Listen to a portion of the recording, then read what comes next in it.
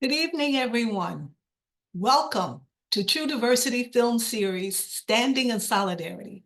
My name is Donna Walker-Kuhn. My pronouns are she, her, and I'm Senior Advisor of Diversity, Equity, and Inclusion here at NJPAC.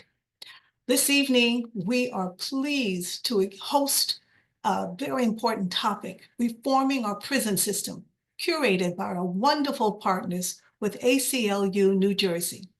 Our discussion this evening will center on reimagined legal system, what are proven strategies for ensuring public safety, how can we measure such as the elimination of extreme sentences and implementation of clemency create a more equitable criminal justice system.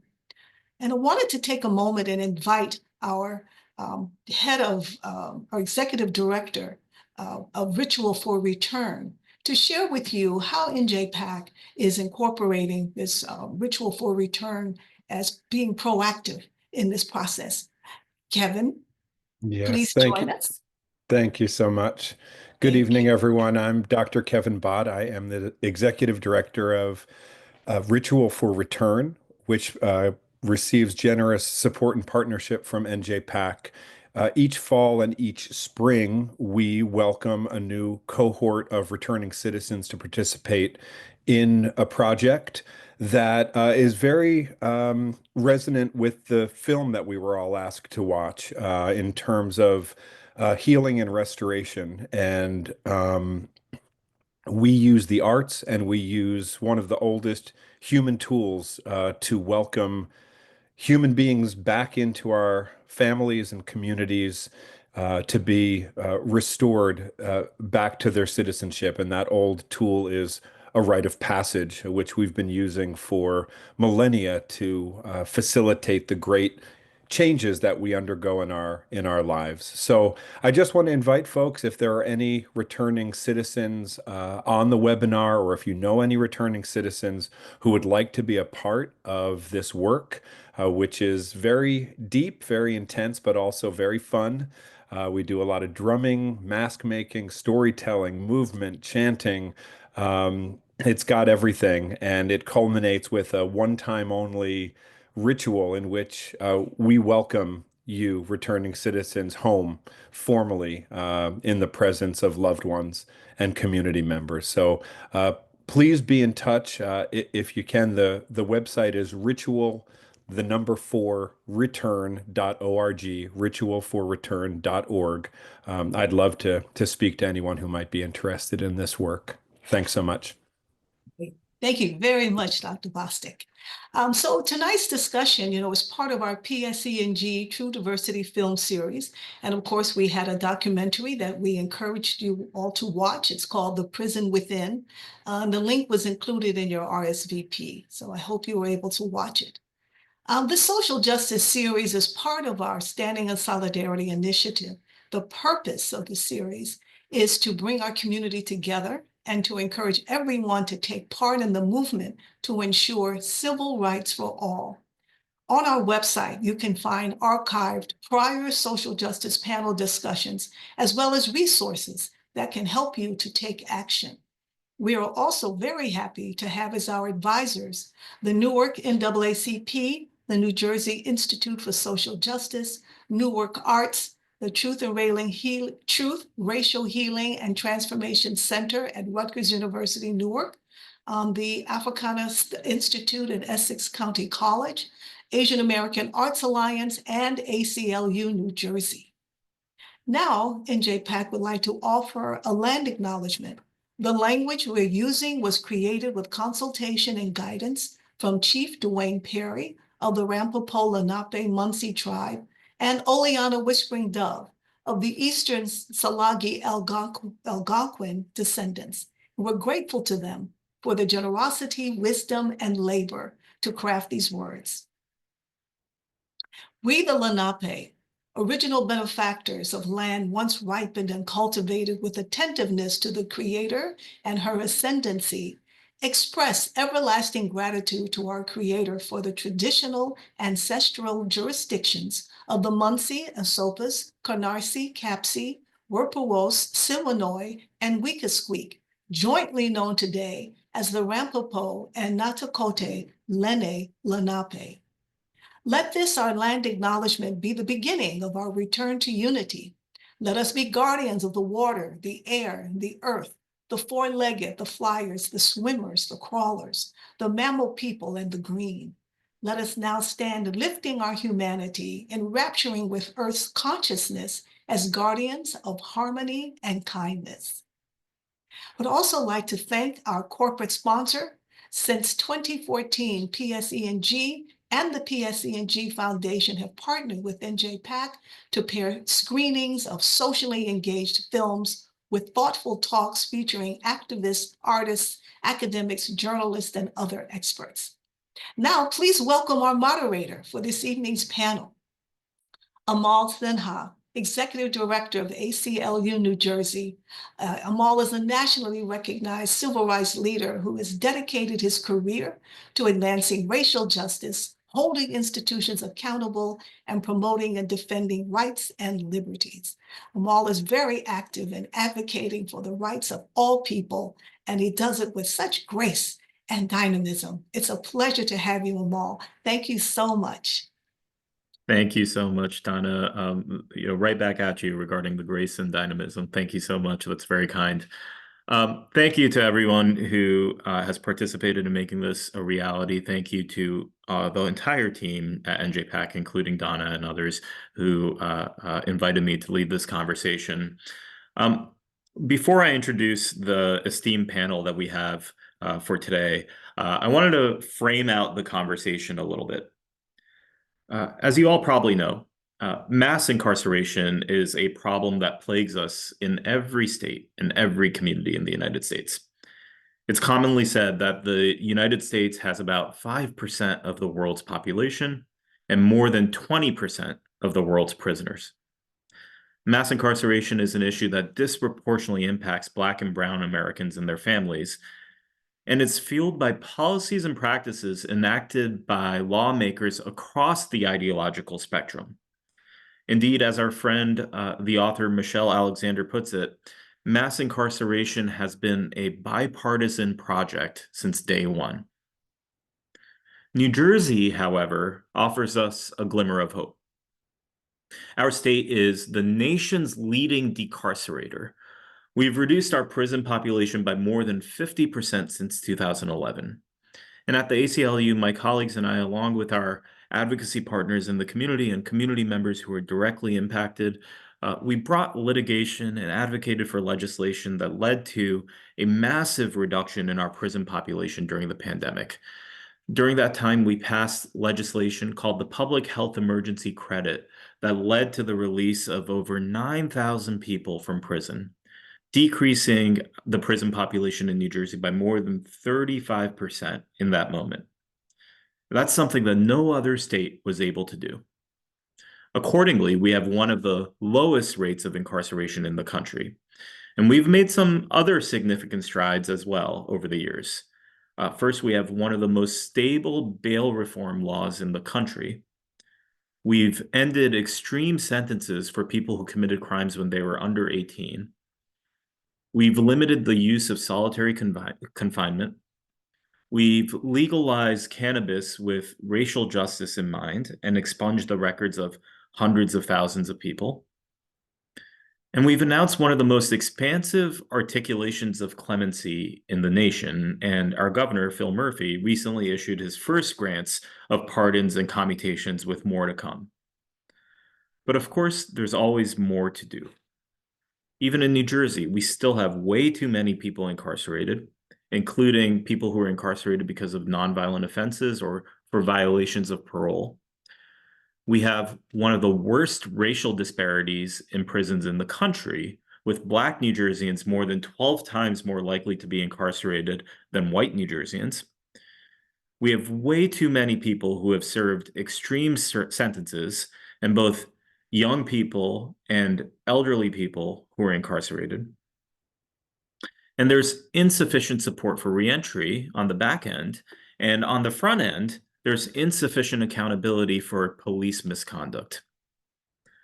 So we're going to talk about all of this and more, and I'll acknowledge that this is a massive conversation. So fair warning that we're only going to scratch the surface in the hour or so that we have here.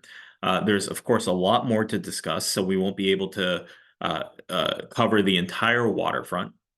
But to do so, we've gathered some experts here, and of course, I know that there are plenty more experts out there, including some people who are participating in the audience today. And of course, we welcome your questions and comments in the chat and in the Q&A. So please do share. But today we're going to hear from Luis Torres Rodriguez, who is the executive director of Societal Bridges, which is an organization that helps people with the reentry process. Louis himself has experienced the criminal legal system. We'll also hear from Jennifer Saletti. Jen is the chief public defender for the state of New Jersey and a dear friend and a frequent partner, as is Louis, and a frequent partner of ours at the ACLU of New Jersey. And last but not least, we're going to hear from my colleague, Rebecca Uwakwe, who is the director of the ACLU of New Jersey's Clemency Project and a senior staff attorney with our organization. So welcome to all of you. Thank you for joining us, and let's dive right in. So Louis, I'm going to start with you. You have a personal story of being in the system. Could you share a little bit about your time and what led to your release and how you've been helping those in similar situations? Yeah, absolutely. First, let me just, I want to really thank the New Jersey PAC for having us tonight. Of course, the ACLU and all who are participants. I also want to congratulate Jennifer for being named a 2024 Women Attorneys Honoree. Mm-hmm. Jennifer, you deserve this and much, much more. Let me formally introduce myself. My name is Luis Angel Torres Rodriguez, and thank you for giving me the opportunity to share my story. I am an administrative analyst in the Office of the Correctional Ombudsperson, and I currently a graduate student at Rutgers Newark, earning my master's in criminal justice. But before that, I spent a significant part of my life within the correctional system. The journey to my release was far from easy. There were moments, many moments of struggle, uncertainty, countless times of deep reflection and personal growth. As a 16-year-old, stepping into an unfamiliar and daunting world was terrifying.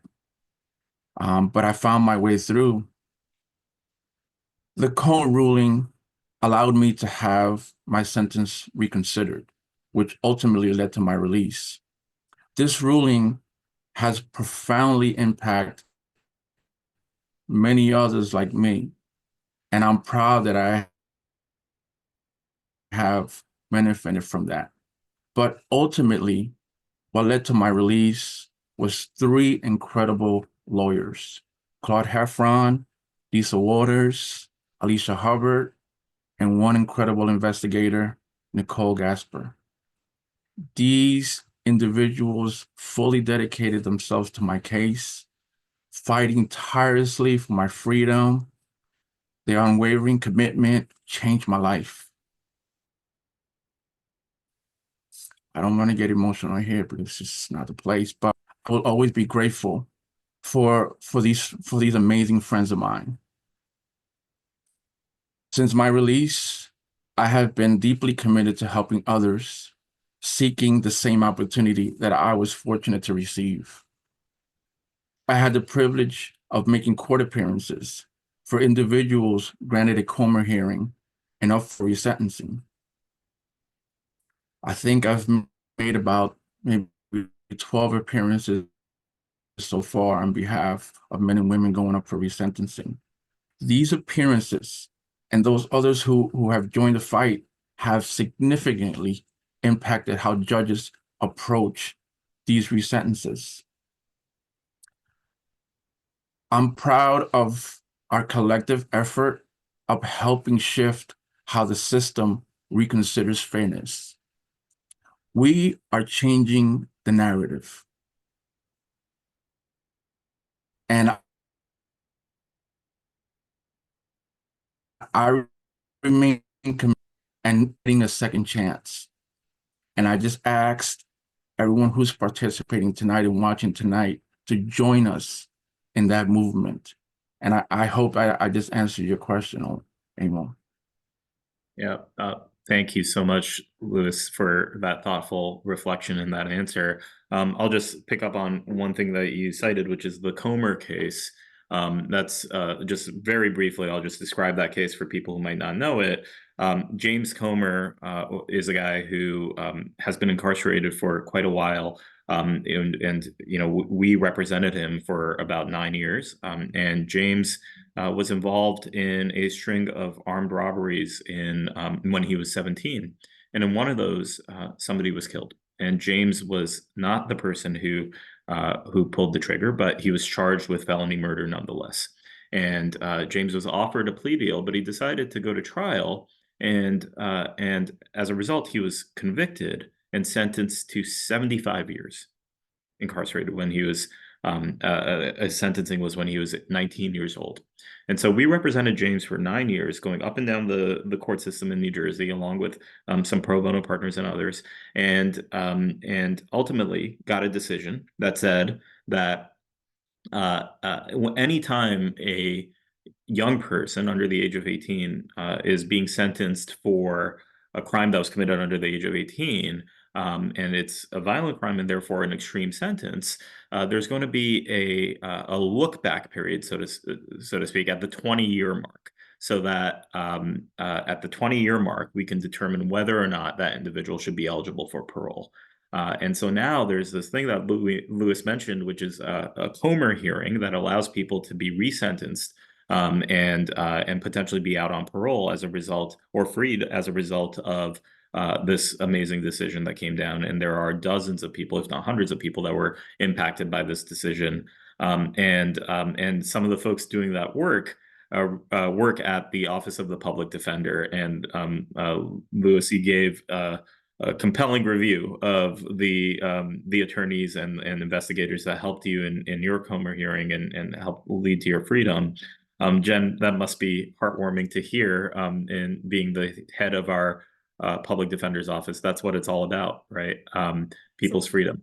Absolutely. And as Louis mentioned, public defenders were essential to his release. And for most people, when they think of the criminal legal system and when they think of public safety, they often think of prosecutors and the police.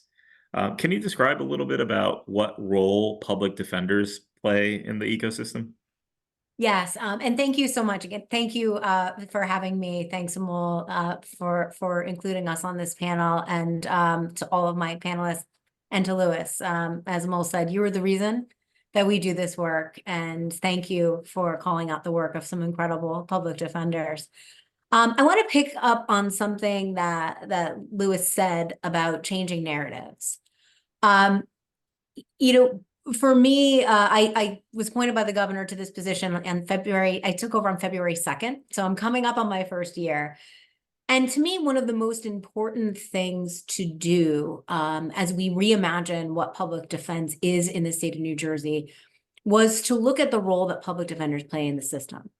We meet people immediately after they have been alleged to have committed a crime.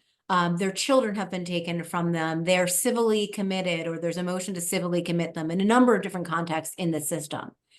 We are in the best position to meet those people, share a confidential relationship, get to know them, to understand what it is that they need, not just to be successful in their cases, but to possibly connect them with the support and the services to ensure that once we are done with them, they won't come back into the systems that ensnared them in the first place.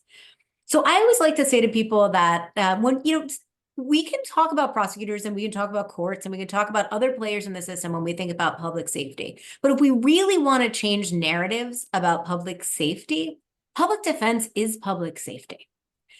By public defenders connecting our clients to the things that we need, we make the public safer when that case is over. So we are currently transforming our office to be have a collaborative model where we deliver not only services related to the case, but also that we can connect people to the services that will help change their lives.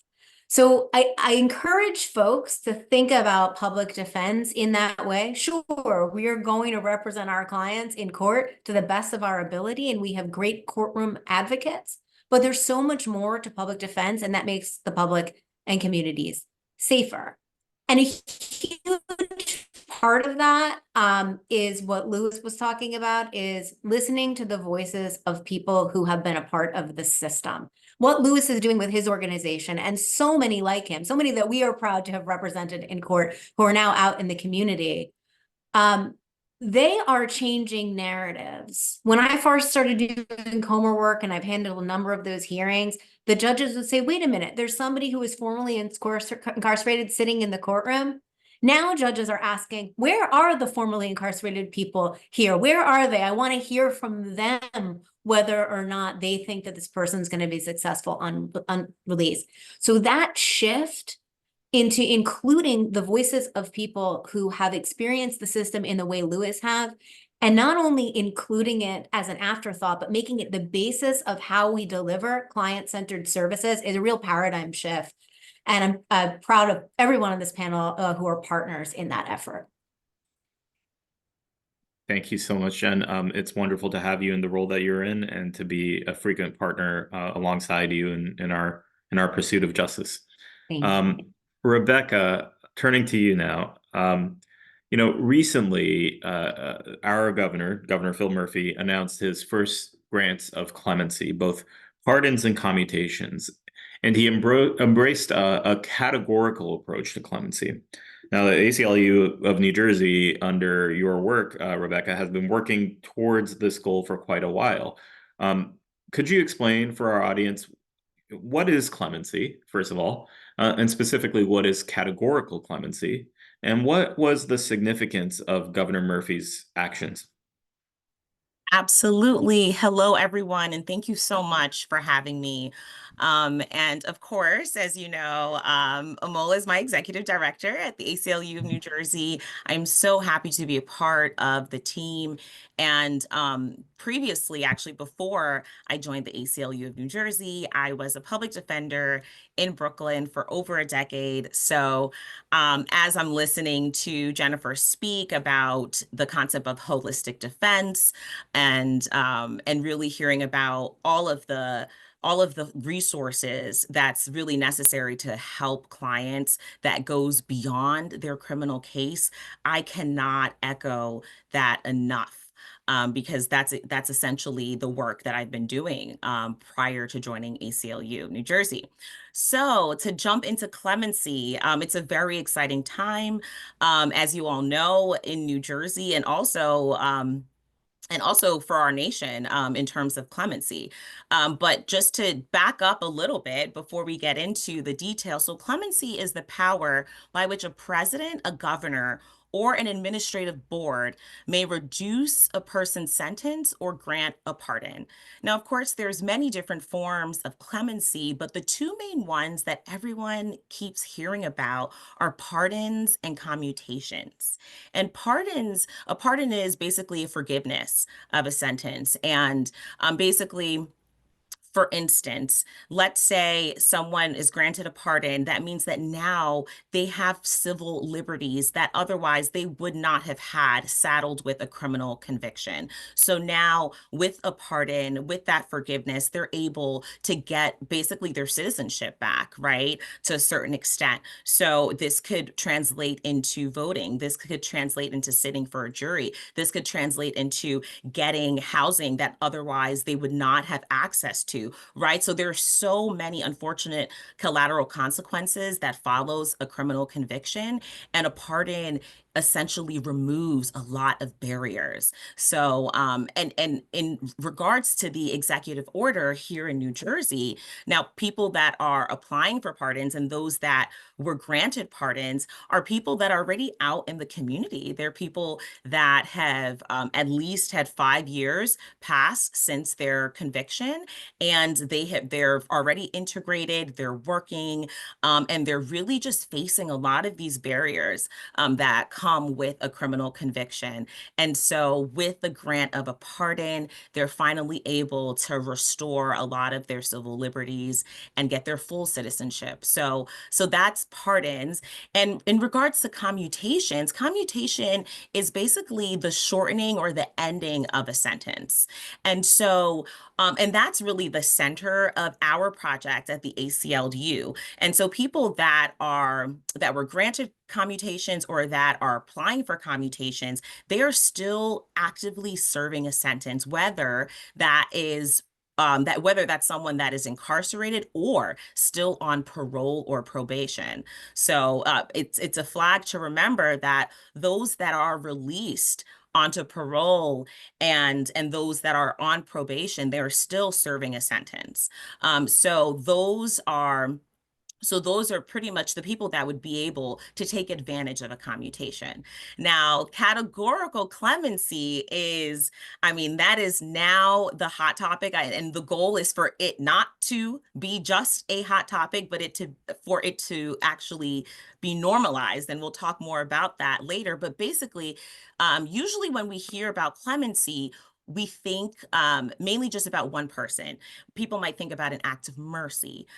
People might just really think about an individual case. But categorical clemency really looks at a group of people, right? We focus on people that have a shared characteristic, whether that be age, whether that be the crime charged, whether that be the injustice, right? So we're looking for groups of people with shared characteristics or personal characteristics that can then apply for clemency. So for instance, examples of this that you've seen are people, the elderly, in prison.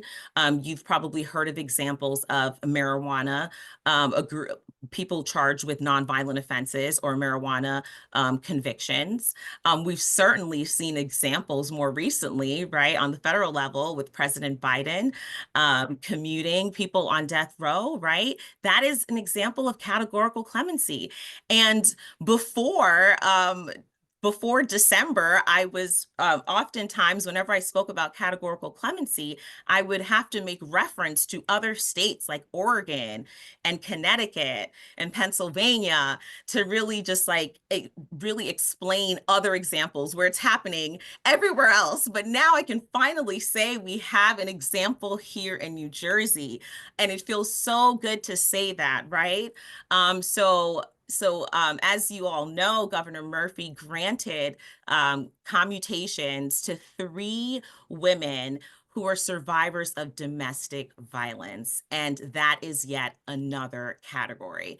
So I can, as you might glean from just my passion, I can talk about this forever. And I'm going to have to stop at some point, but there's so many examples of categories, right? Our project at ACLU, we have mainly 2 categories: survivors of domestic violence and people impacted by extreme trial penalties.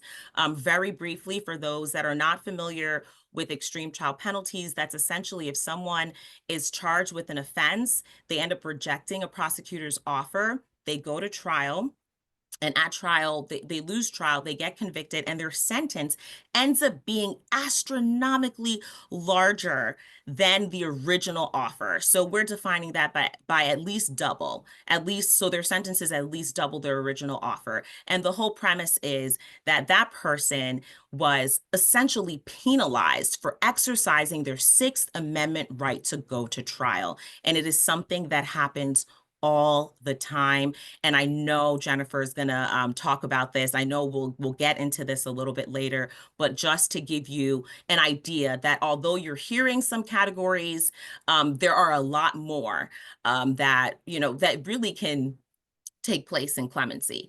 So this is all important. I will wrap up by saying that this is all very important because essentially what categorical clemency does, and this is why it's so different from just saying that, oh, this person deserves mercy from an individual assessment or case-by-case assessment, is that it says, look, we're looking at the system. We're looking at groups of people and we're saying, no, no, no. There's an injustice that took place here, right? So, for example, for survivors of domestic violence, they're often overlooked in the criminal legal system. Their lived experience, their lived experience is not really taken into consideration when you're talking about plea negotiations or even sometimes at trial, right? You can have experts that will testify to what a battered woman is, but yet they're still convicted, right? So we have a lot of flaws that happen within the system. And for a governor to say, I recognize that there are some issues here with these groups of people, with how they're being treated, that is a big deal. Okay, that is the first step really for how we begin, having criminal legal reform, right? And so clemency alone cannot just solely single-handedly address mass incarceration, but this is how people this is how we raise awareness. This is how people understand more about what's happening in the system. So categorical clemency really is a way to correct a lot of injustices that are occurring. And with that, I will pause there. Thank you so much, Rebecca. What a thorough and compelling review of what happened, and all of the definitions that you provided us were fantastic.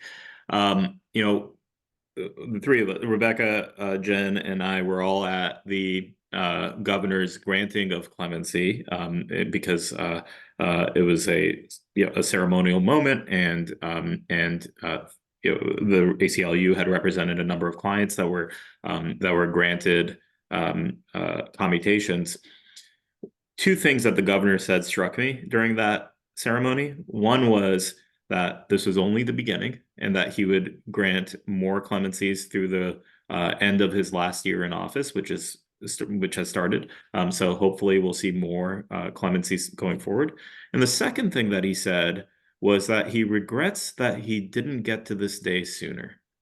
And as folks might know, the governor just started his last year in office, and it took him a long time to get to granting clemencies. And he said so himself. So it seems like many governors wait to grant clemencies until pretty late in their terms in office. What can we do to make sure that clemency is a norm rather than an exception? And Jen, maybe I'll start with you with that question. So, this is not necessarily a problem that I think we can legislate our way out of, right? So we can't enact legislation that is going to force governors to do clemency or something like that, because it is largely dependent on the philosophy of that particular governor.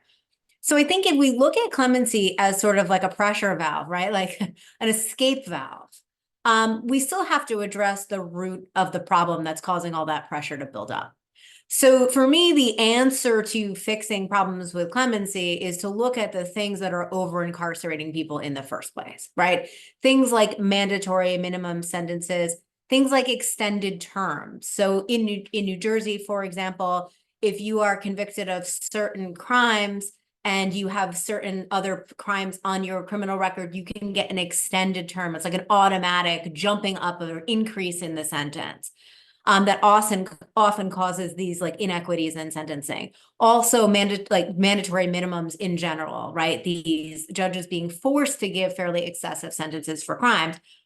And then also sometimes I think it's the fault of us that are on the front of the criminal legal system, right? I think public defenders, defense attorneys up front have to be reminding judges not to impose a trial tax.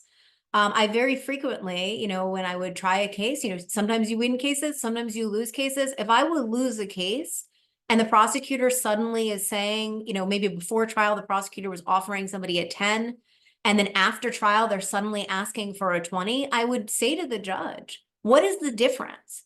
What has changed now because we went to trial? What has changed other than the fact that somebody exercised their constitutional rights to have a jury decide their guilt or innocence? The public, a week ago, the prosecutor was fine with a 10. Now, all of a sudden, a 20 is the only thing that's going to keep the public safe. And I do I do want to caution that, sometimes there is a counter argument by prosecutors that because people had to come and testify, the state has made an expense to go to trial, that it should be a little bit more after trial. But what we are talking about when we talk about these categorical clemency cases is a massive departure from what the original offer was. Somebody offered a 20 before trial and then they get found guilty and now it's a 60, right? Like, that's the kind of thing that we're talking about. And we need to be more vocal as a community of public defenders and defense attorneys of saying this out loud to judges and reminding them and cautioning them that somebody exercising their right to file a motion, go to trial, to do whatever it is, shouldn't result in some sort of enhanced penalty.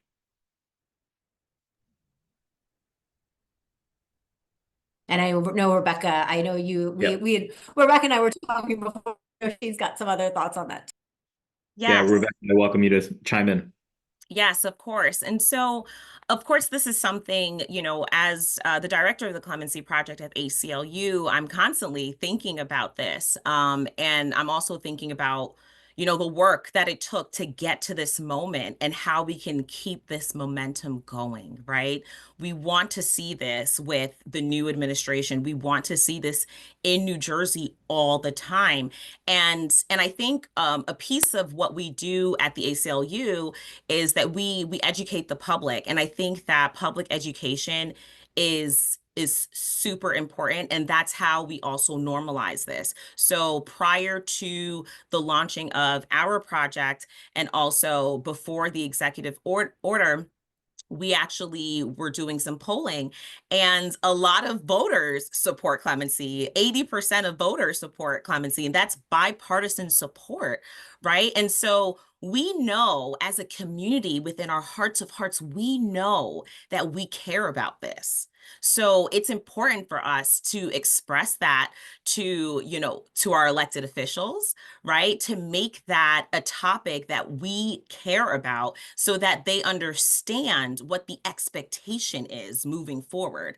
And of course, in addition to normalizing it and talking about it, I think that just the fact that we're in this moment right now, it really sheds light on our individual client stories. And I think the more people hear about the atrocities, the injustices, the disparities, the more people hear about like actual lived experiences and people's stories, the more they're going to want to see this relief happening over and over again. And of course, this is something that it's going to take it's going to take a community behind the efforts. And it's going to take people like you all that are joining us, that are interested, that are eager to learn more about what's happening, to really plug in to say, well, how can I support this organization? How can I support and really band together and make sure that we actually, continue this momentum?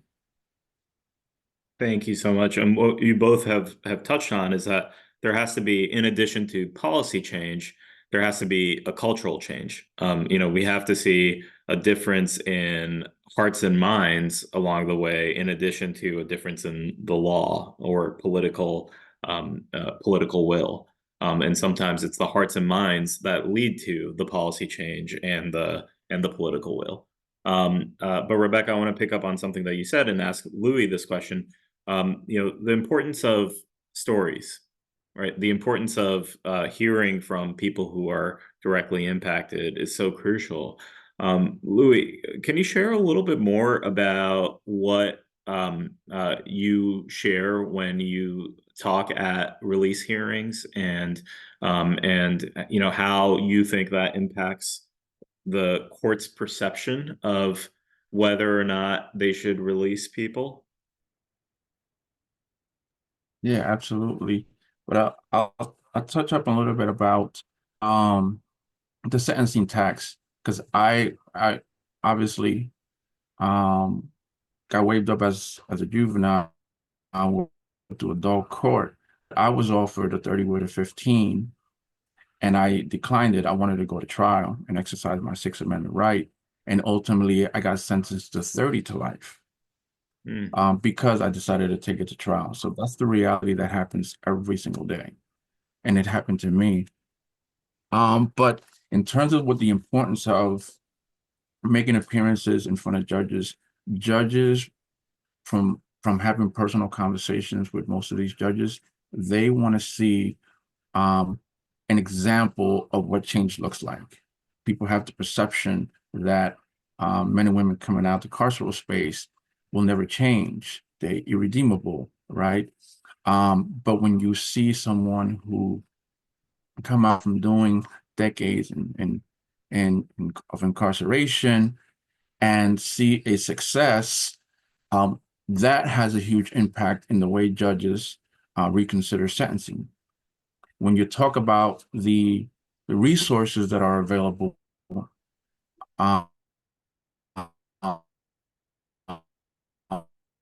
for the person going up, we talk about that to the judge, that also has some significance in the way he or she wants to decide and in terms of sentencing.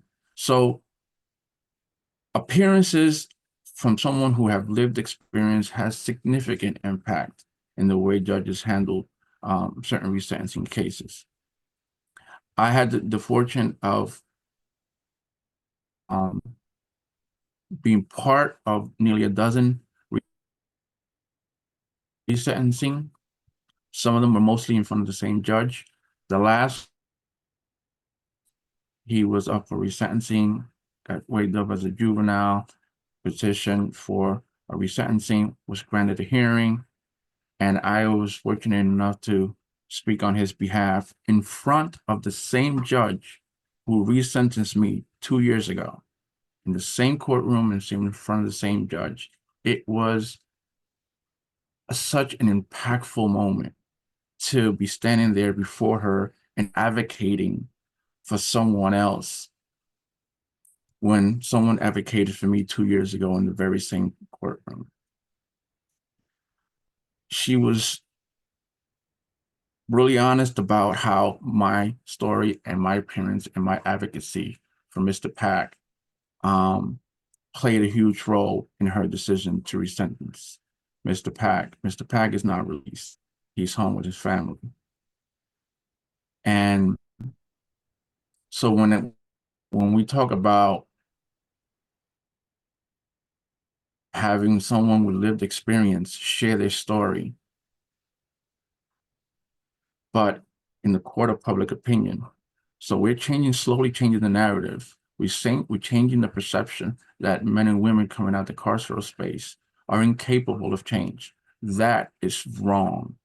And we're doing that every single day. Not only just myself, but organizations like Returning Citizens Support Group and other organizations, grassroots organizations. And not only that, but the ACLU, who has been really extremely supportive of our movement. The New Jersey Public Defender's Office, extremely supportive of our movement. Even to go even further, the Department of Corrections, all the way to the top, have been so supportive of returning citizens. Now, if someone doesn't know what returning citizens mean, it's just a more appropriate and dignified term used for someone who has a criminal conviction. Thank you so much, Louis, for that response.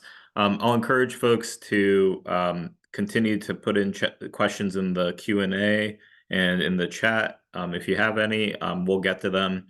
I'm keeping an eye, so please continue to do that.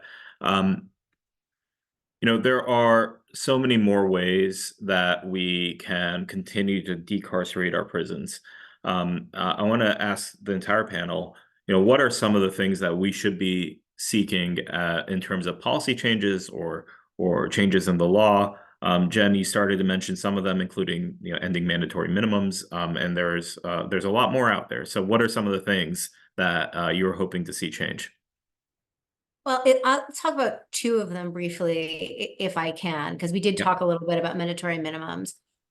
One is taking a look at reforming our broken parole system. The parole system in New Jersey has been broken for a long time, particularly when it comes to what we call technical parole violations. So for folks out there, a technical parole violation is when someone is released from prison early on parole and commits what is technically a violation, but is not a new crime, not anything that is dangerous, nothing that puts the community in danger. Under the way our law community currently operates, that person can be returned to prison for a technical parole violation, which can include things like homelessness, not being able to find a place to live, maybe relapsing in a drug program, but still showing some progress.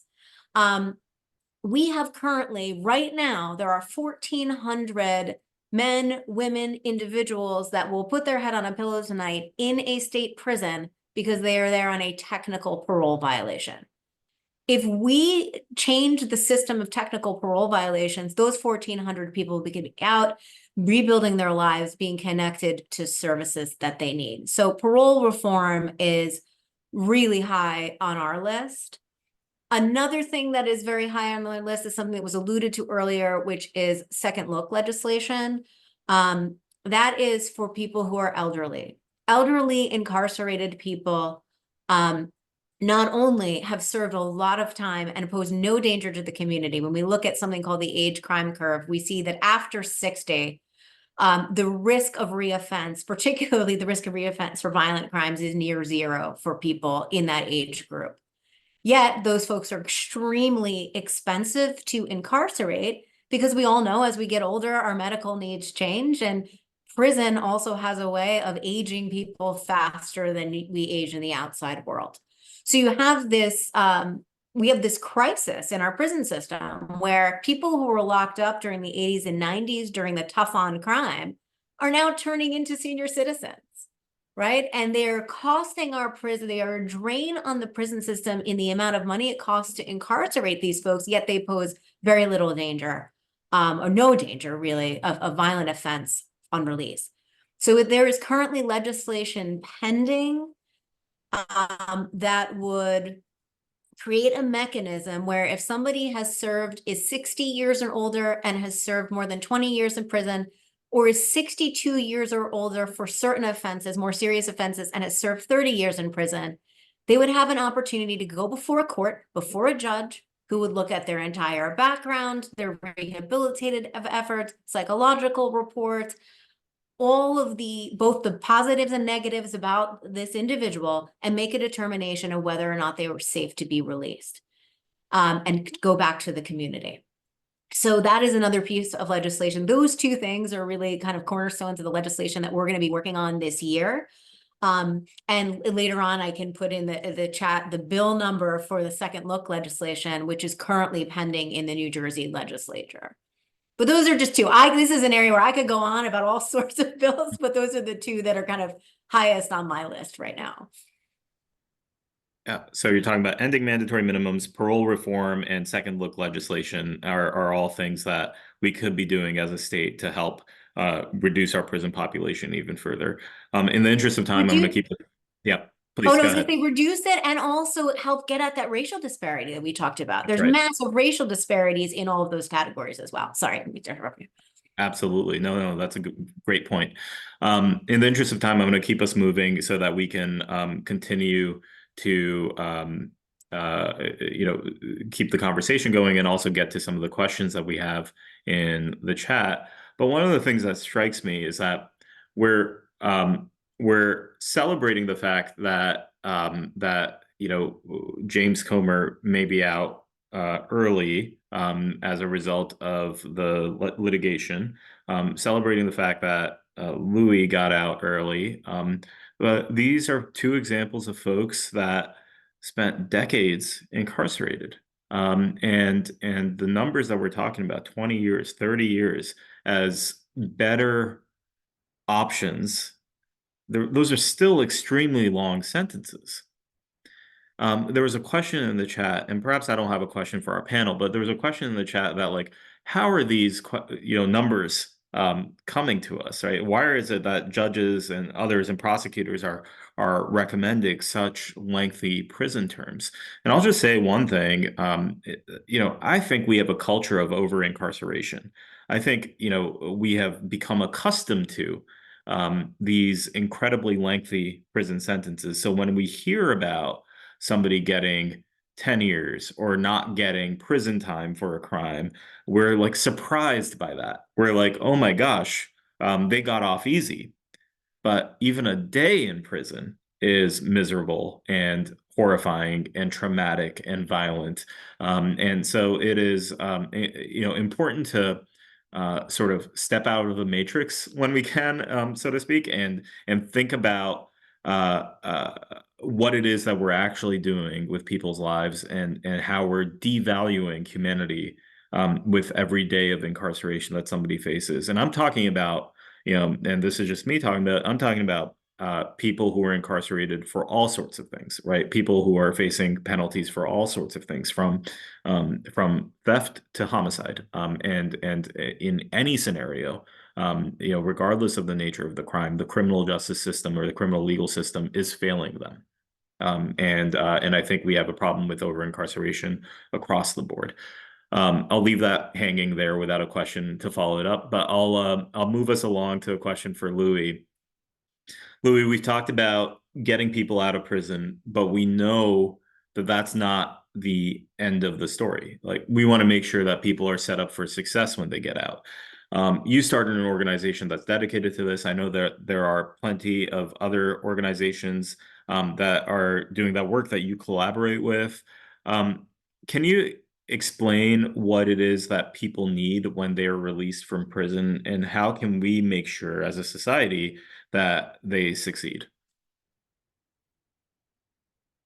Sure. So while getting someone out of prison is just incredibly the most important step, we all know that that's not the end.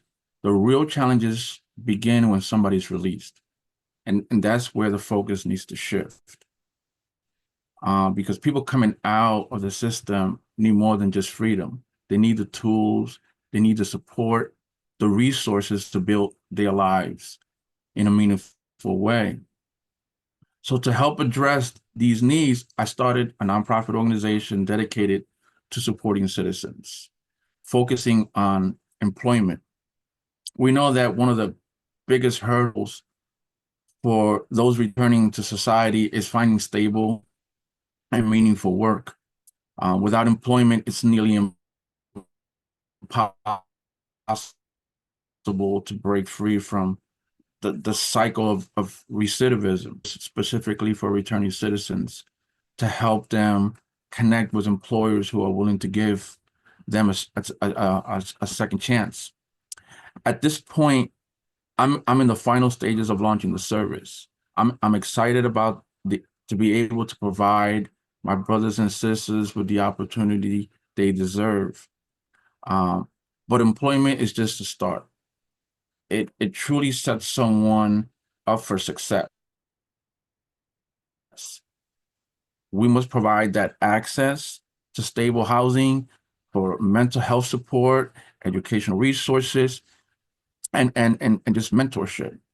So it's about creating that holistic reentry plan that empowers people to rebuild their lives and just become contributing members of society. So by ensuring that returning citizens, we can just break that cycle of incarceration and just create a long term success for these brothers and sisters, and not just for them individually, but for community at large. So employment is one, housing is another, getting their proper identification is something else, and then their health care is something else that lacks when men and women come out. I don't know if anyone knows, but when a person comes out of the carceral space, their health benefits do not kick in 30 days after their release. So what do you do within that period? Within day 1 to day 30, there's not much you can do, especially if somebody has a chronic illness. right? So that's something that, you know, we need to talk to legislators about to sort of speed up the process when it comes to their health benefits. Um,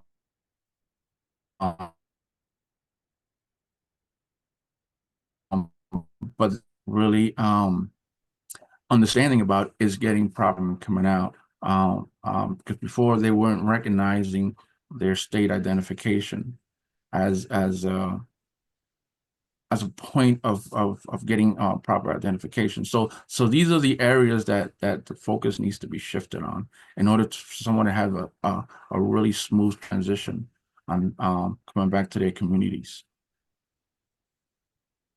Thanks so much, Louis. That's super helpful. There are so many like practical things that people just need. And you know, I used to work at the Innocence Project, and we used to represent people who were wrongfully convicted, and people would come out of prison after decades of incarceration, and it was just, you know, such a new world for some of them, because you know, they hadn't had a cell phone when they went into incarceration, and then they come out into a world that's wholly dependent on us having cell phones.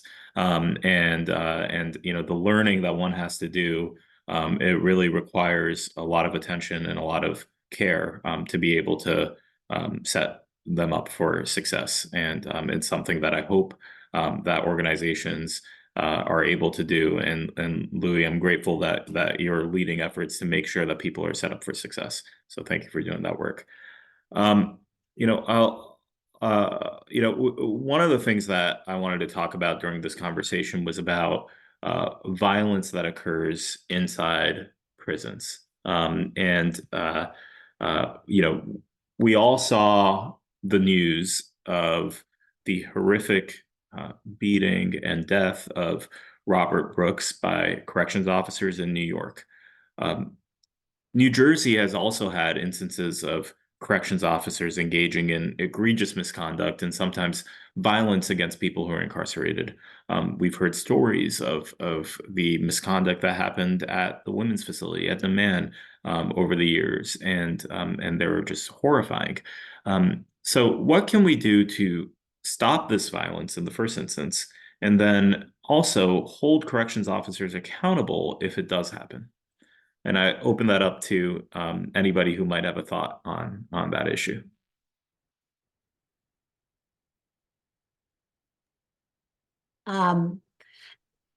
So I've been thinking a lot about this before. You know, I began my career in prisoners' rights work. So I began my career working with people who are incarcerated in long-term solitary confinement in super maximum security prisons in Massachusetts. Worked for an organization that was dedicated only to representing incarcerated individuals. So I think broadly, like if I could wave my magic wand, we don't have an organization in New Jersey whose sole focus is that population in terms of a litigation piece, right? ACLU has done a lot of work. Our office has sued county jails and state prison, American Friends Service Committee. There are a lot of people in the space, but there is no organization dedicated to that work. And I don't know if there will be.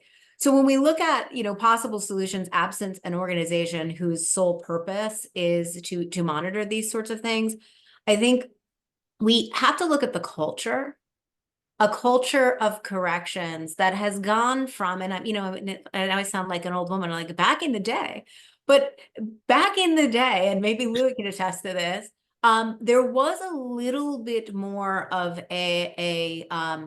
I would say collegial, I don't know what the right word is, approach between people who were in prison and people who were charged with their safety and security.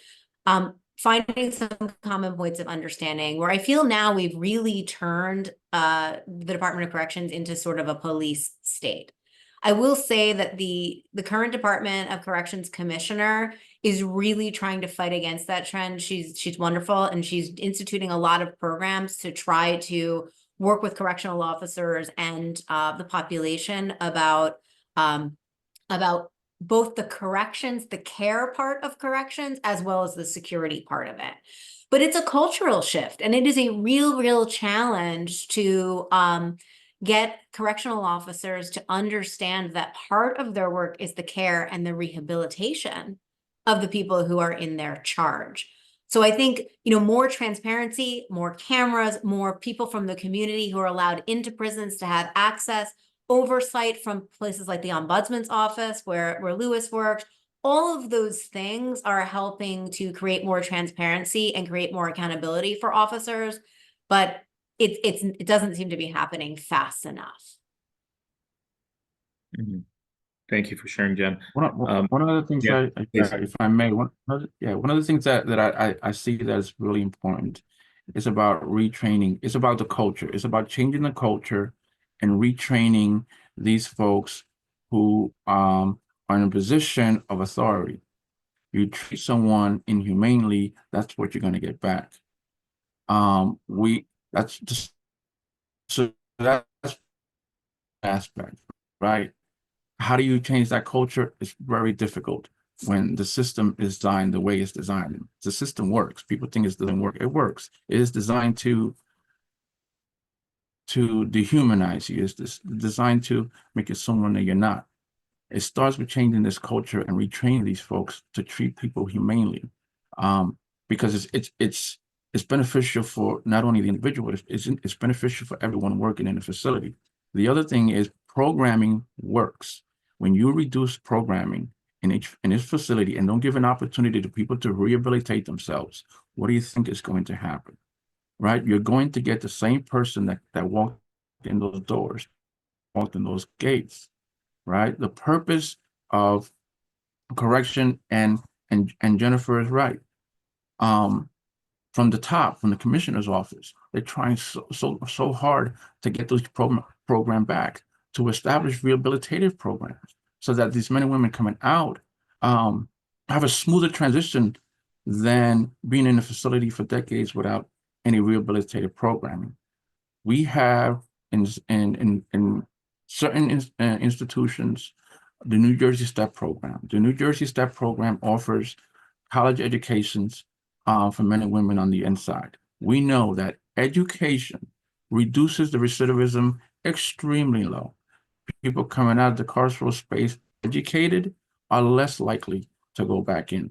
So these are ways that we can reduce the violence inside the institutions, at the same time rehabilitating these brothers and sisters and who are coming back to our community and making our community safer and lessen the likelihood they're going to return back to prison. Can I just jump in? Because one thing I just wanted to mention with two things. Amos Kelly was in the chat, and Amos is doing a ton of work in this space. And he also mentioned trustee boards. So having groups of people who are incarcerated giving feedback to the commissioner is something that is huge in terms of changing the culture. So I wanted to throw that out there. But also I wanted to mention the other side of this. So what Louis is talking about is when we bring in education programs that have a massive impact on recidivism. The recidivism rate for somebody who earned their master's degree in prison is zero, a statistical zero, right? So we talk about these low recidivism rates, but it also does something else. When professors are coming in from the outside, from places like Princeton and Rutgers and all of these schools into the classroom, the correctional officers see those people differently. When they're watching Louis interacting with a professor, right? Their impression of what prison can be and what the potential and the capabilities of the people who are incarcerated is, the correctional officers are seeing it through a new lens. So when you take the programs away, you don't just take the programs away from the people who need them, the people who are incarcerated.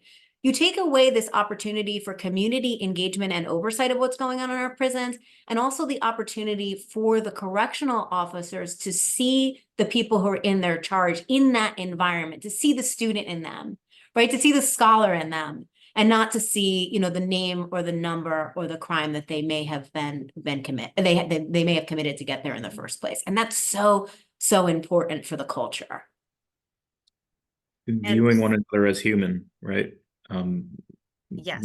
That's crucial. But Rebecca, please. Sorry, I just wanted to briefly add, of course, I agree with what everyone has said on the topic.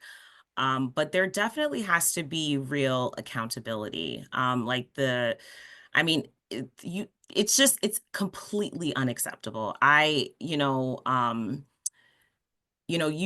see the disparities when it comes to street crime, right? And when it comes to a swift arrest, a swift indictment, right? There isn't much delay when it comes to charging someone. But yet, when someone is beaten to death, when they're supposed to be protected on camera, we don't see that. And that's a problem. And it's exhausting, as a community. It's exhausting day in and day out, fighting, but we really need to make noise about it. And we really need to demand justice. And we have to do it together as a community. This is completely unacceptable. Thank you. Absolutely. As with many professions, there are people that should not be in that profession. And the way it works is that in every other profession, including in the law, including in hairstyling, in architecture, in any other licensed field, there is a public record of whether or not somebody has engaged in misconduct. In many instances in law enforcement, that does not exist. And law enforcement, including corrections, wield enormous power over vulnerable people, and they are oftentimes authorized to use force against vulnerable people, and yet they're not held to even close to the same standard as manicurists or others who might be licensed in New Jersey. And so it is clear to me that there are some people that should not have that power over people, and yet we continue to allow it. And there must be accountability. Sometimes that accountability comes in the shape of people losing their jobs. Sometimes it comes in the shape of people being prosecuted for crimes committed while abusing their authority as corrections officers or law enforcement officers. And other times it comes in the shape of organizations like the ACLU or others suing and seeking compensation and damages for people who were harmed by the misconduct that may exist. So there's a lot of options for accountability. Unfortunately, I think we see very few results in accountability, and that's just the fact of the state of affairs on this issue. I want to get to one more question before I turn to audience questions. I guess this is related to audience questions because we got a number of questions in advance that related had to do with community engagement. The question I have for you all is, how can community members get involved in decarceration efforts? And I'll add to that, what is the role of members of the faith community, whether it's clergy or people affiliated with religious institutions, in advocating for decarceration in New Jersey and beyond? Rebecca, can I start with you on that question, and we can go around the panel? Absolutely. So I actually want to share a little bit of my experience as a public defender, as a former public defender in Brooklyn. We had a lot of community engagement in Brooklyn in our courts, and the judges really responded very well to that. And so if you, and this goes for any community organization, including faith organizations, but to the extent that you can be involved in court and you can show up, whether that be in person, virtual, or even writing a letter of support for someone, being willing to, do a program for like the youth or anyone that is, it depends on whatever they're facing, right? Because this is, I mean, I have gotten clients released because unfortunately, some judges, they don't want to keep on hearing defense attorneys speak. So they want to hear from the community. They want to hear from people in the community. And so we would engage the community and say, look, if you're able to come to court and explain, what services you provide or how you're going to work with my client and how you're going to do, even if it's just community service at church or whatever it is, I think that we can just be creative together. It does not have to be just about, what can we do after all this damage has been done? Let's just try to put in some preventative measures. Thanks so much, Rebecca. Louis or Jen? Yeah, I just want to say something. We see how impactful having our presence inside a courtroom, right? When it comes to resentencing, when it comes to home hearings. So it's not just grassroots organizations making an appearance and being supportive and explaining to judges what resources are available, but it's about community coming together, getting with their legislators, and pushing for meaningful reform when it comes to these men and women coming out. So it's a collective effort. So I've gotten a lot when a person comes up to me and says, okay, so what can we do? What can I do? Okay, I'm here, I was being supportive in a court hearing or in a court trial and advocating for someone. What else can I do? So I always tell them it's up to you to call your local legislators, your local council men and women, and push them for meaningful reform and meaningful legislation that's gonna impact returning citizens coming home and make the community much safer and reduce recidivism. So everybody wins as a collective body. So this is a movement. This is a movement that's happening in New Jersey, and I thank the governor's office for leading that movement and assisting all of us, all of our agencies, in that movement. But we have to come together and advocate for better reform, so these men and women can get the proper fits, upon their release from the carceral space. One of the things that we have been doing in the office is to massively ramp up our community engagement efforts. I've been at the public defender's office for 18 years now. I've only been the public defender since February, but one of the first things that I did was to encourage all of our offices to find events in the community, open their doors to the community, to give community more access to who we are and what we do. You should know who your local public defenders are and what it is that we do. We have started holistic defense pilots in 3 counties. It's a 3-county pilot program where we are going to have advocates working alongside attorneys. And those advocates are going to be connecting the people that we serve to community services. Those counties are Hudson County, Atlantic County, and Monmouth County. So if you're any of those counties and you have services that you can offer people, either pretrial or reentry services, please contact our offices in those counties and let them know you're there, and we will meet with you and talk about the services. As well as if you have services in other counties and want to reach out to our offices. There are sometimes small programs that we don't know are there, and if we have engagement, we can invite you, as Rebecca said, invite you into court, get folks to your program. The other thing that I think that we can be doing and to engage with community more are restorative justice programs. The film that some folks may have watched touches on this idea of restorative justice and bringing together people who have caused harm with people who are survivors of harm. And it doesn't always have to be the actual victim of a crime that is involved in some sort of a restorative justice network or support group. Sometimes the community is the person who has been harmed by someone's offense.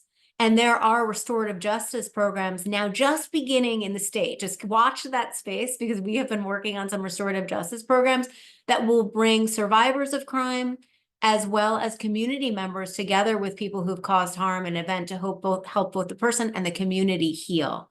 And I think that's another place where community engagement is important. And that, as well as, to echo what Louis said, just opening your arms to people. If you find out there is somebody who is formerly incarcerated returning to your community, checking in, seeing what assistance that you might give, inviting them to church, inviting them into your community organization.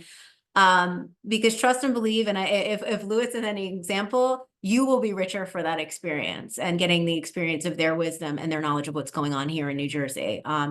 Folks like Louis coming out and coming home are making our communities better. And the more we embrace them, the more we'll be able to change the system from within. And I just wanted to thank you so much for mentioning restorative justice, Jennifer, because I just wanted to just add how important it is just in the discussion and how much it could really change the narrative. Because I think a lot of people, when they think about, punishment, they think about the extreme version of punishment. And, when you have a victim of a crime, speaking with the prosecution, the lens in that moment is to prosecute.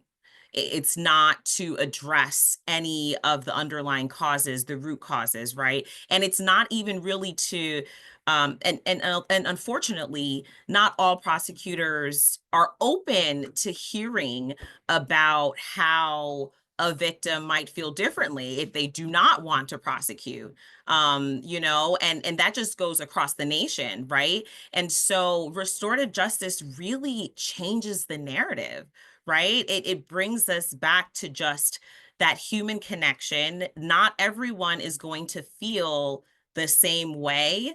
Everyone processes trauma differently, and there isn't a blanket policy that you can put on just sentencing and resolving someone's case. So I think it's super important, and it's definitely going to change the narrative. Thank you so much. One thing that I'll mention is that during the campaign that we helped lead to get the legislation that I mentioned at the outset, which is the public health emergency credit law that led to the release of over 9,000 people from prisons and jails in New Jersey during the pandemic. We work closely with community partners. I know Amos Cayley's in the chat, and as is Nafisa Goldsmith. We worked closely together, hand in hand, uplifting the stories of people who were directly impacted, and in some instances had lost their loved ones to COVID while they were incarcerated. And so that pain was raw. And these are folks that wouldn't benefit from the eventual passage of the law because the harm was already done, yet they use their time and their voice and perhaps the most traumatic experience that they have ever lived through, and testified in front of the legislature and shared their story. Lawyers and advocates can talk all day at the legislature. It does not compare to the experience of hearing directly from a loved one or a family member or somebody who themselves had experienced some harm in prison or elsewhere.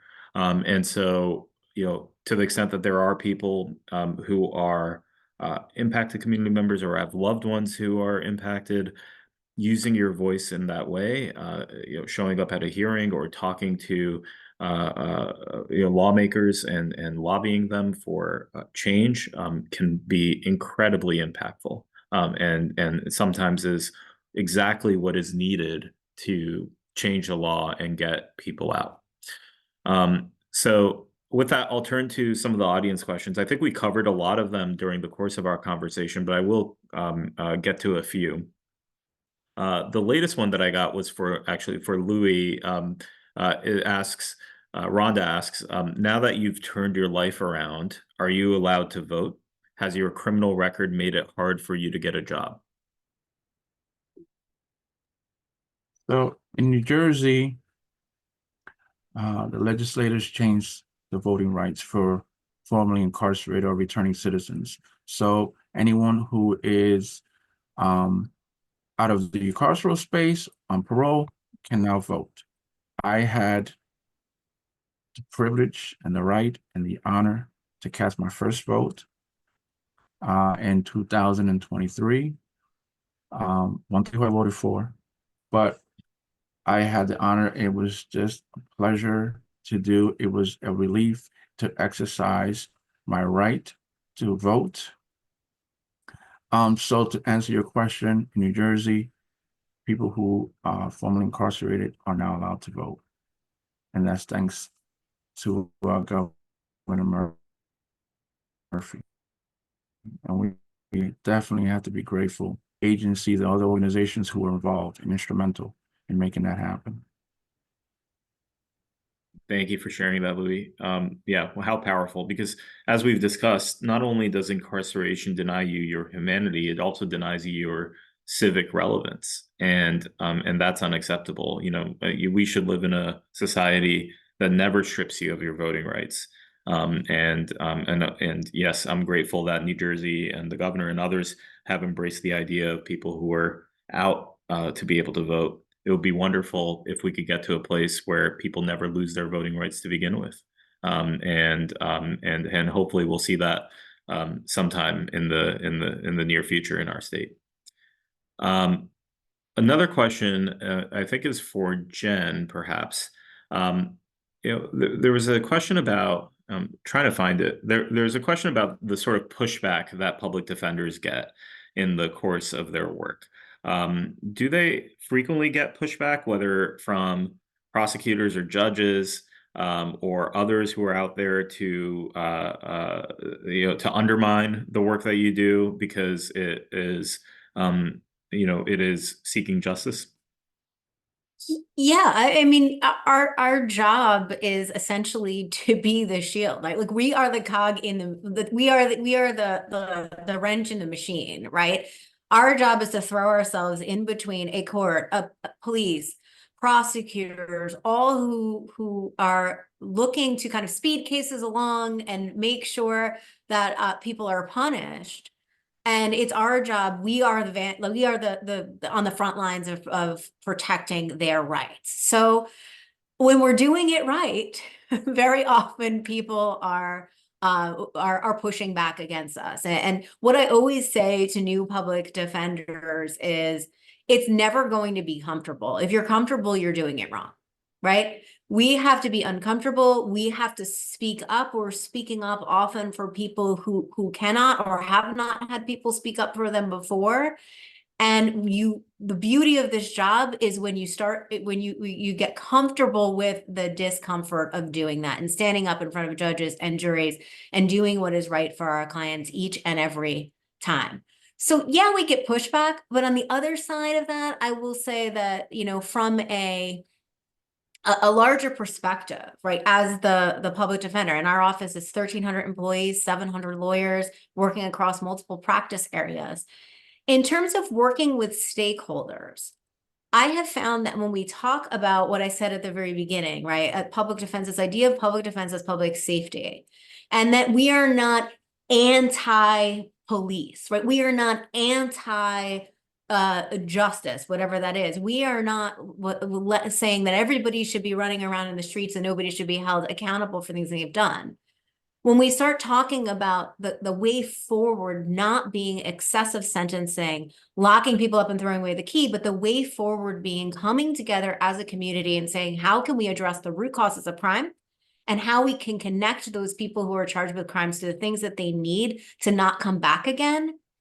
With some of the pushback kind of starts to fade and we start to get some nods of agreements. And one of the things that I'm most proud of in this first year is really a lot of conversations that I've had with very, very unlikely suspects and consensus that we have been able to create on people the other side if we come to it with a real common sense approach to what we're doing from a policy perspective. So, but we're still fighting in court and pushing back in court each and every single day on a case-by-case basis.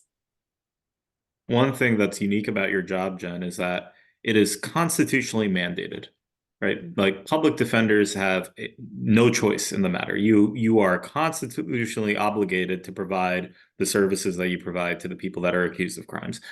Prosecutors have discretion. Public defenders do not. And there are questions in the chat about I'll just be honest, some skepticism about the quality of public defense. And I think that might be reputations public defenders have because of the way the system is stacked against the work that you do.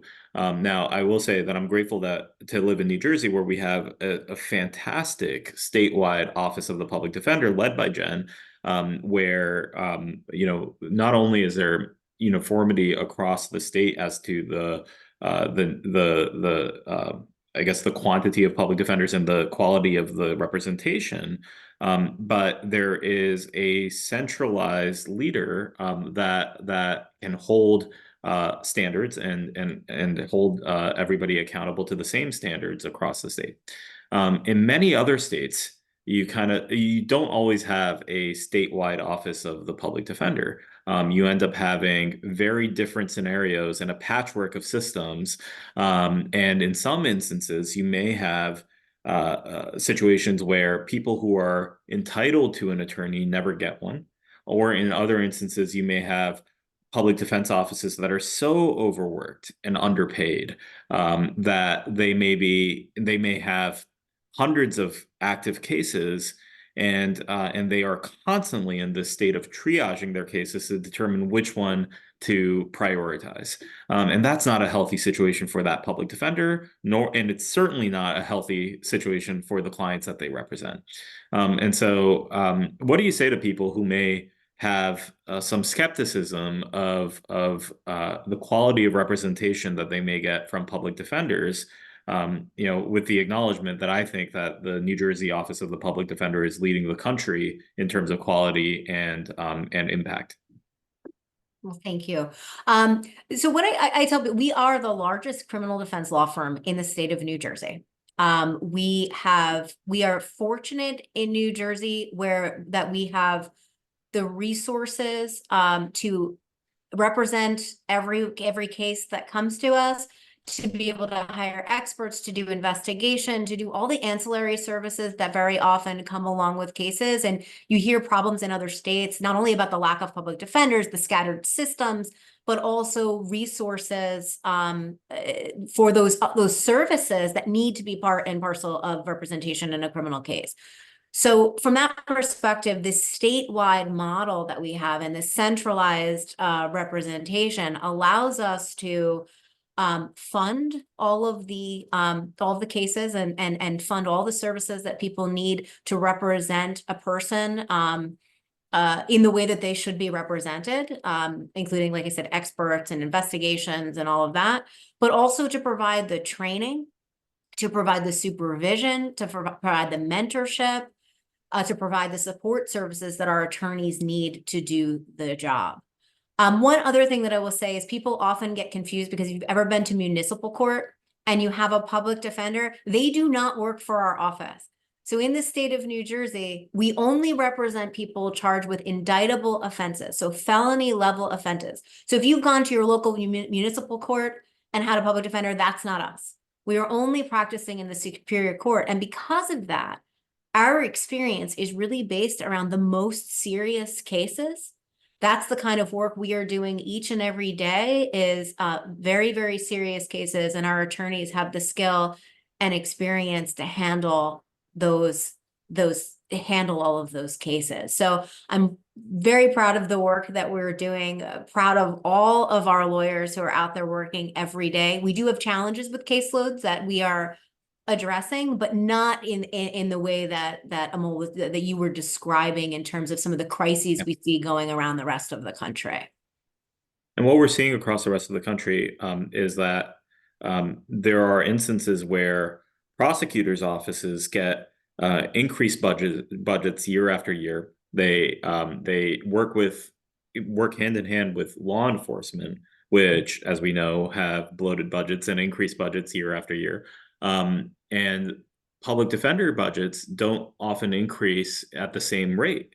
And whereas, you may be, or public defender offices across the country may be handling as many cases as prosecutors are by the very nature of the work that they're doing, there is just not the same level of parity that we're seeing across the two offices across the country. So there's a fix to that, and that is legislative and executive pressure that we need to put on governors across and legislatures across the country to make sure that public defender offices grow at the same rate as prosecutor offices in the jurisdictions that they serve. So we want to and that is something. the same Oh, resources. yeah, and that is not something that happens here because of the statewide system. We are funded by the governor's budget, and Governor Murphy has been a huge supporter of our work and what we're doing and allowing these holistic pilots to happen, and much of the other work that we've talked about tonight. We got a number of questions about the clemency work. I know we only have a couple of minutes left here. Rebecca, could you share what might come from the remainder of the governor's term? He alluded to potentially doing more clemencies. So what are your thoughts in terms of what we might see from Governor Murphy? Absolutely. So we are very thrilled to see more grants and clemency. Right now, as everyone knows, Governor Murphy has another year left in his term, and we expect that there will be different waves of grants, and which will include both pardons and commutations. So we're going forward with applications.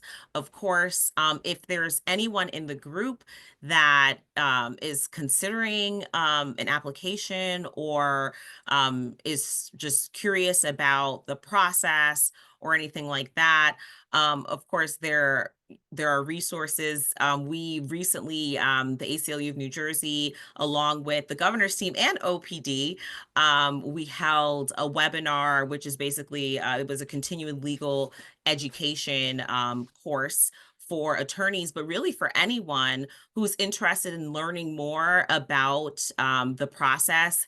And if they have any loved ones that might have questions about submitting a petition, if you fall into that bucket, my recommendation is to probably get your petition in before this summer.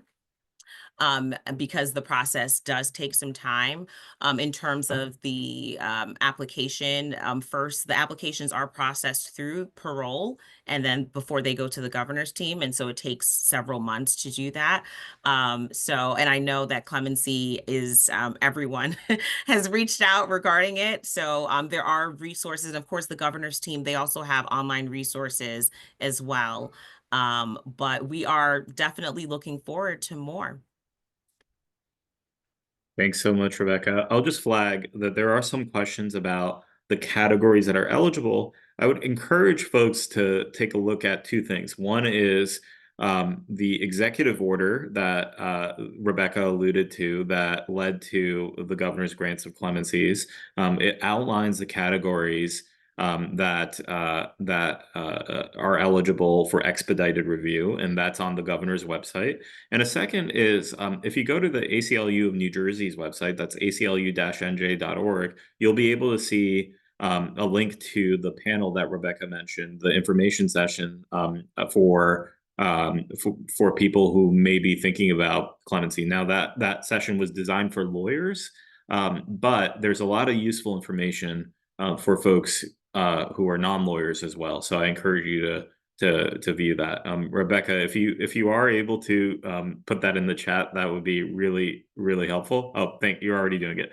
Thank you so much. That's the executive order, and if you can put the ACLU stuff as well.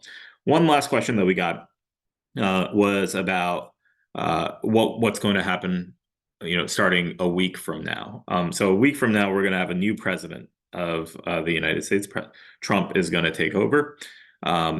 we're not here to talk about, the impact of the Trump administration. However, there are a lot of different things, and the ACLU is doing a lot on that front. Somebody asked whether or not prison reductions will be impacted by the Trump administration. And I'll just say very quickly, and I'll open it up to folks for last words after this. The good thing about the work that we're talking about here is that it is mostly done on the state level. And so we are going to hopefully see continued efforts to decarcerate our prisons and jails in New Jersey, because that's going to be led by state leaders and advocates at the state level. And that's the case across the board, across the country, that most criminal legal work happens at the state level.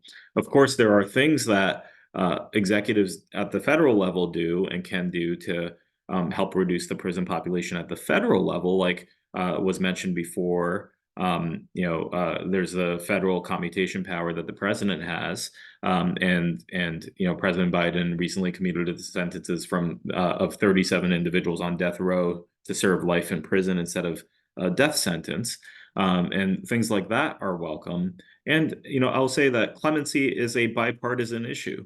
There are Republican and Democratic leaders that have used their clemency power. And with different principles in mind as they do it, but nonetheless, it has led to people being released from prison. So regardless of where folks may fall on the ideological spectrum, I think clemency is an opportunity that is open to all. And with that, I know we're at time. I wanted to ask everybody around the panel to share a word or two in closing. So, Jen, can I start with you? What gives you hope in this moment?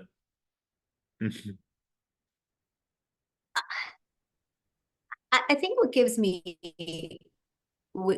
hope in this moment is, when I see hearing Louis and hearing his story.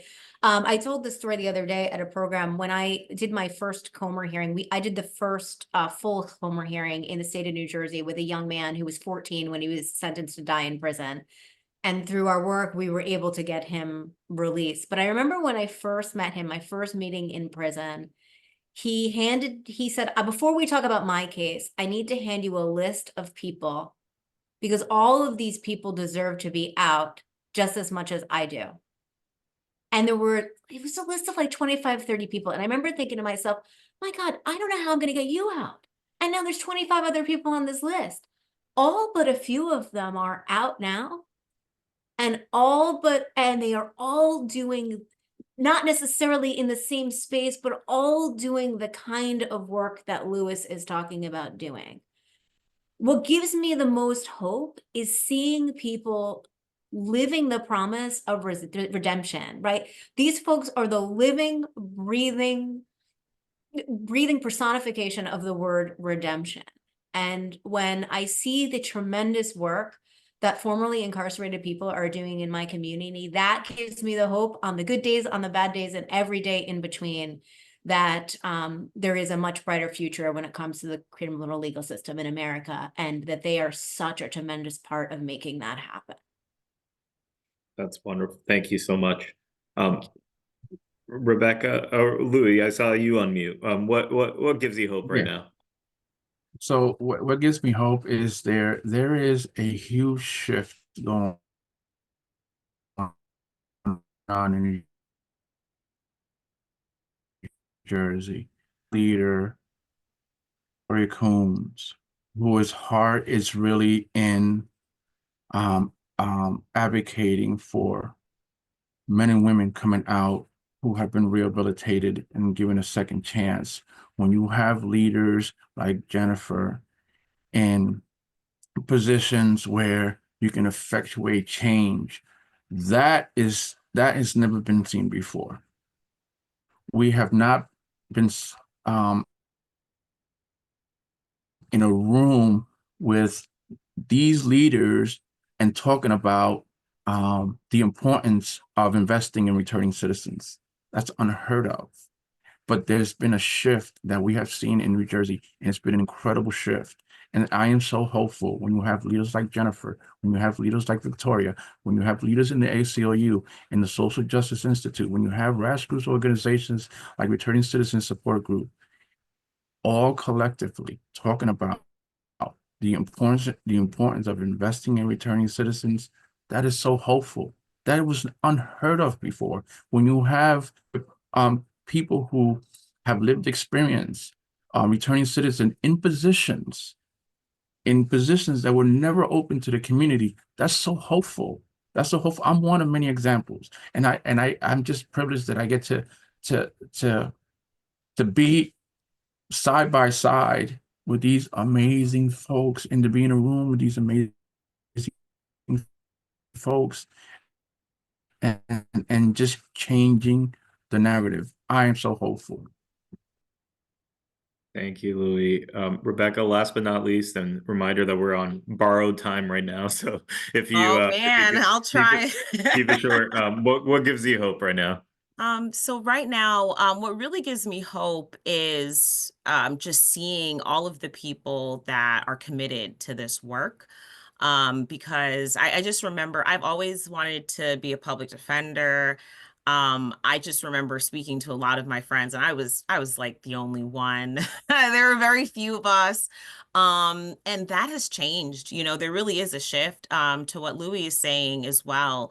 And I think it's because of technology, because of social media, because there is an awakening. There are people are realizing like, wait, what? This is what's going on in our country, you know? And I think people are stepping outside of that bubble and that comfort zone, and they're really standing up for what's right. And so I don't feel like, you know, we're part of this small minority in society anymore. I feel like there's a lot of momentum. There are a lot of students that I was just speaking to a class at Princeton who wanted to get involved in clemency. There were over 50 students that volunteered. Jennifer just swore, we just had a swearing in for over 50 new public defenders. There are so many people that want to be involved and that are ready to fight, that aren't afraid. And so that's what really gives me hope. That's wonderful. And I'll close out by saying what gives me hope is that I get to lead an organization that is doing life-changing work and work with colleagues like Rebecca and partners like Jen and Louis and so many others, including NJPAC. Don't sleep on the arts and the importance of the arts right now in this moment. You know, it is one of the most satisfying and personally meaningful things to be able to be in community with you all. So thank you so much for this thoughtful, engaging, and enlightening conversation. There's a lot of love for you all in the chat. And thank you again to our friends at NJPAC that invited me to help lead this conversation. And I'm looking forward to the next one. I'll turn it back over to Donna. Thank you. Oh my goodness. Thank you doesn't seem nearly enough to say to each of you for sharing such rich experiences, wisdom, personal thoughts. This has just been incredible. We're very, very pleased with the response and most importantly with what you've shared. So thank you so much. So for everyone who's still with us in our audience, thank you for your passion and your questions. We want to invite you back next month. You know, each month we're exploring different social justice topics. Monday, February 10th, our topic is affordable housing crisis in New Jersey. And our moderator will be Linda McDonald Carter, and our panelists include Michael Callahan, Amir Khan, Julia Orlando, and Luis Ulerio. So we're going to really unpack that and what it means for us. And again, talk about action steps we can each take. We also have great performances. We are an arts center, as Amal reminded us. So Swan Lake is coming up January 21st. Chris Tucker, February 1st. Ada Rodriguez, March 1st. You check out our website. We have everything. Whatever it is you're interested, we've got it. So everyone, please have a wonderful evening. Let's remember the power that we each have. And thank you again. Thank you.